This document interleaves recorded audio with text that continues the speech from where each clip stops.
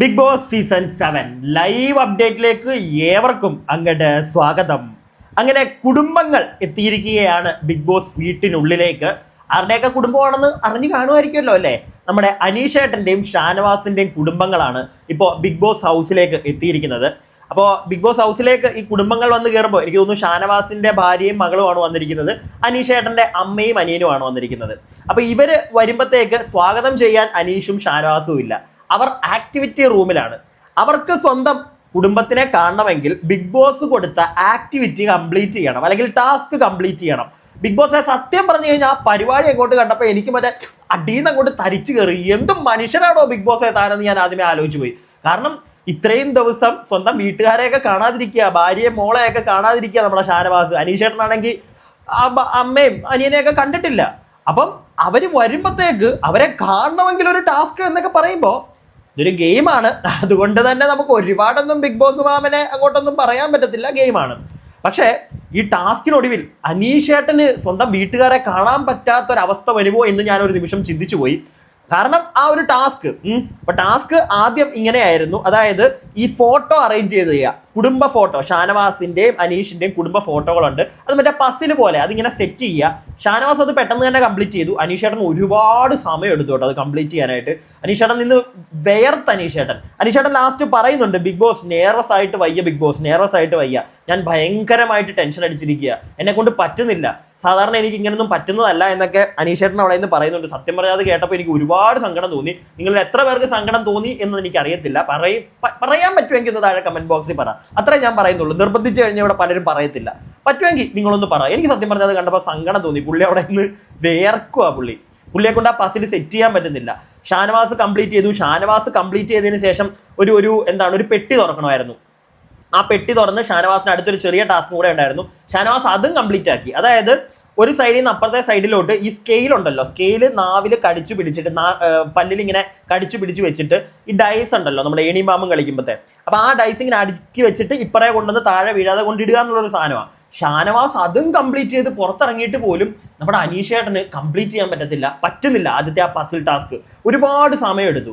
സത്യം പറഞ്ഞാൽ പുള്ളി അങ്ങനെ നിന്ന് വിയർക്കുന്ന കണ്ടപ്പോഴാണ് ഞാൻ ഈ പറഞ്ഞാണെങ്കിൽ എനിക്ക് ഒരു നിമിഷം ബിഗ് ബോസിനോടൊന്ന് ദേഷ്യം തോന്നിയോടോ. എന്തും മനുഷ്യനാണോ, പുറത്ത് അമ്മ അനിയനെയൊക്കെ കൊണ്ടുവരുത്തിയിട്ട് ആ മനുഷ്യനെ ഇതിനകത്തിട്ട് പണിയെടുപ്പിക്കുന്നില്ലടോ എന്നൊരു നിമിഷം ഞാൻ ആലോചിച്ചു പോയി. പക്ഷേ അറ്റ് ലാസ്റ്റ് ബിഗ് ബോസ് അതൊരു ഗെയിമാണ്. അവിടെ ഗെയിം കളിച്ച് തന്നെ ജയിക്കണം.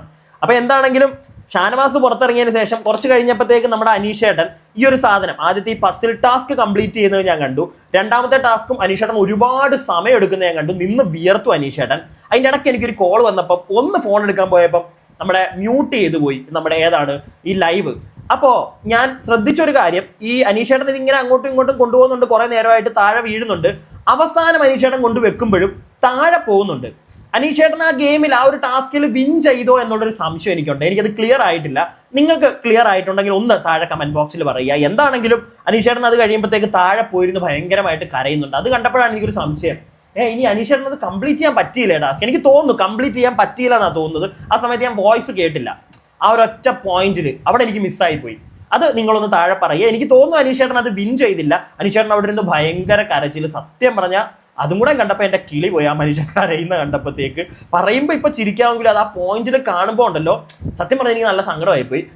അതിനുശേഷം എനിക്ക് തോന്നുന്നു ബിഗ് ബോസ് അനൗൺസ് ചെയ്യുന്നുണ്ട്, അമ്മയ്ക്കും അനിയനും അവിടെ പോയി കാണാം അനീഷിനെ. എന്നിട്ട് അവര് അമ്മ അനിയനും കൂടെ അങ്ങോട്ട് അകത്തോട്ട് വന്ന് അനീഷിനെ വന്ന് കെട്ടിപ്പിടിക്കുന്നൊക്കെ ഉണ്ട്. അനീഷ് അപ്പോൾ അവിടെ താഴെ ഇരുന്ന് കരയുക. അപ്പൊ അമ്മ പറയുന്നുണ്ട്, എടാ ഒരു ടാസ്ക് അല്ലേ, ഗെയിം അല്ലേ, പോട്ടെ എന്നൊക്കെ അമ്മ പറയുന്നത് കേട്ടു. അപ്പോഴാണ് എനിക്ക് പിന്നെ ഒരു കൺഫ്യൂഷൻ. അപ്പം അനീഷ് ആ ഒരു ടാസ്ക് അനീഷേട്ടന് കംപ്ലീറ്റ് ചെയ്യാൻ പറ്റിയില്ല എന്ന് തോന്നുന്നു. എന്താണെങ്കിലും ഞാൻ വിചാരിച്ചു ബിഗ് ബോസ് ചിലപ്പോൾ കാണിക്കത്തില്ല. ഇനിയിപ്പോൾ ടാസ്ക് കംപ്ലീറ്റ് ചെയ്യാത്തൊരു സിറ്റുവേഷൻ ആണെങ്കിൽ ചിലപ്പോൾ കാണിക്കത്തില്ല എന്ന് വിചാരിച്ചു. ഇല്ലെങ്കിൽ പുറത്ത് നിന്ന് കണ്ടിട്ട് പൊക്കോ, അങ്ങനെ വല്ല മനസാക്ഷി ഇല്ലാത്ത പരിപാടിയും ബിഗ് ബോസ് കാണിക്കുമെന്ന് വിചാരിച്ചു. പക്ഷെ അങ്ങനൊന്നും അല്ല. അനീഷേട്ടൻ അമ്മയും അനിയനും കൂടെ അകത്ത് പോയി അനീഷിനെ വിളിച്ചുകൊണ്ട് വരുന്നുണ്ട്, കരയുന്നുണ്ട്. എന്നിട്ട് ഇപ്പം നമ്മുടെ ആ ലിവിംഗ് റൂമിലിരുന്ന് അവരിങ്ങനെ കഥകളൊക്കെ പറയുന്നുണ്ട്. കൂട്ടത്തിൽ നമ്മുടെ ഇടയ്ക്ക് നമ്മുടെ ഷാനവാസിന്റെ മോള് വന്ന് ഇടയ്ക്ക് ഇവരോട് കഥയൊക്കെ പറഞ്ഞിട്ട് പോകുന്നുണ്ട്. ഇങ്ങനെയുള്ള കുറച്ച് കാര്യങ്ങളാണ് ഇപ്പോൾ അവിടെ നടക്കുന്നത്. എന്താണെങ്കിലും എനിക്ക് തോന്നുന്നു ഇന്ന് നമ്മുടെ ആരായിരുന്നു മറ്റേ അവളുടെ പേരെന്തായിരുന്നു, ബിന്നിയുടെ ഭർത്താവും കൂടെ വരുന്ന ഒരു പ്രൊമോ ഒക്കെ ഇങ്ങനെ കണ്ടു. അപ്പം ഇന്ന് തന്നെ 3 പേരൊക്കെ വരുന്നുണ്ടല്ലേ, 3 ഫാമിലി അല്ലെങ്കിൽ 3 കുടുംബങ്ങൾ ഇങ്ങനെ വന്നു പോകുന്നുണ്ട്. ബിന്നിക്ക് പിന്നെ വേറൊരു ഗുണം എന്താണെന്ന് വെച്ച് കഴിഞ്ഞാൽ മറ്റേ ഒരു പവർ കിട്ടിയിട്ടുണ്ടല്ലോ, കുടുംബത്തെ ഒരാഴ്ച നിർത്താന്നുള്ളത്. മിക്കവാറും ബിന്നിക്ക് ഒരാഴ്ചത്തോളം എനിക്ക് തോന്നുന്നു, ഒരു ദിവസത്തേക്കല്ല, ഒരാഴ്ചയോ കുറച്ച് ദിവസത്തേക്ക് എന്താണെങ്കിലും ബിന്നിക്ക് ഹസ്ബൻഡിന്റെ അവിടെ കൂടെ നിർത്താം. അപ്പൊ എന്തെങ്കിലുമൊക്കെ പൊട്ടലും ചീറ്റലും ഒക്കെ നമുക്ക് മിക്കവാറും കാണാൻ പറ്റുമായിരിക്കും. അപ്പൊ എന്താണെങ്കിലും അങ്ങനെയുള്ള കുറച്ച് പരിപാടികൾ അനീഷേട്ടൻ അവിടെ ഇരുന്ന് അമ്മയും അനിയനൊക്കെ ആയിട്ടിരുന്ന് കഥ പറയുന്നുണ്ട്. ബിഗ് ബോസിനോട് ഒരുപാട് നന്ദി പറയുന്നത് കേട്ടു. ബിഗ് ബോസ് എനിക്ക് ഒരുപാട് നന്ദിയുണ്ട്, എനിക്ക് ഇവിടെ ഇങ്ങനെ ഇരിക്കാൻ പറ്റി എന്നൊക്കെ പറഞ്ഞ് ഭയങ്കരമായിട്ട് അമ്മയും അനിയനെയൊക്കെ അടുത്തിരുത്തി എനിക്ക് ഇവിടെ ഇത്രയും വലിയൊരു വേദിയിൽ എനിക്ക് ഇവിടെ ഇരിക്കാൻ പറ്റുന്നു, ഇതൊക്കെ വലിയ കാര്യമാണ്, ഒരുപാട് നന്ദി ഞാൻ പറയുന്നു ബിഗ് ബോസിനോട് എന്നൊക്കെ പറഞ്ഞ് വലിയ രീതിയിൽ അനീഷേട്ടൻ അവിടെ നിന്ന് കഥ പറയുന്നുണ്ട്. അനീഷേട്ടൻ അനിയനാണെങ്കിലും പറയുന്നുണ്ട് പോട്ടെ സാരമില്ല. എനിക്ക് തോന്നുന്നു ഞാൻ നേരത്തെ പറഞ്ഞ ആ ടാസ്കിൽ ലാസ്റ്റ് അനീഷേട്ടൻ ഇങ്ങനെ നടന്നു പോകുമ്പോഴും അത് അറ്റം എത്തിയപ്പോഴത്തേക്ക് താഴത്തേക്ക് വീഴുന്നതാണ് കണ്ടത്. പക്ഷേ സൗണ്ടിൽ ബിഗ് ബോസ് ഒന്നും അനൗൺസ് ചെയ്യുന്ന കേൾക്കാത്തതുകൊണ്ടാണ് ഞാൻ അങ്ങോട്ട് ഉറപ്പിച്ചങ്ങോട്ട് പറയാത്തത്. അപ്പോൾ എന്താണെങ്കിലും അത് മാത്രം നിങ്ങളൊന്ന് താഴെ പറയുക. അപ്പോൾ ഇങ്ങനെയുള്ള കുറച്ച് കലാപരിപാടികളാണ് അവിടെ നടക്കുന്നത്.